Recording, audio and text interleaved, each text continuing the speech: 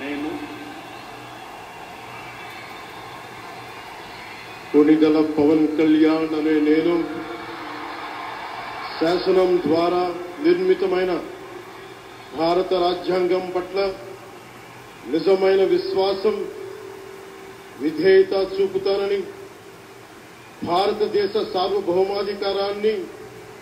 సమగ్రతని కాపాడుతానని, ఆంధ్రప్రదేశ్ రాష్ట్ర మంత్రిగా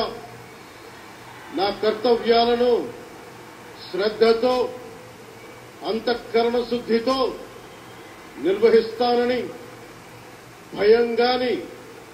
పక్షపాతం గాని రాగద్వేషాలు గాని లేకుండా రాజ్యాంగాన్ని శాసనాలని అనుసరించి ప్రజలందరికీ న్యాయం చేకూరుస్తానని దైవ సాక్షిగా ప్రమాణం చేస్తున్నాను.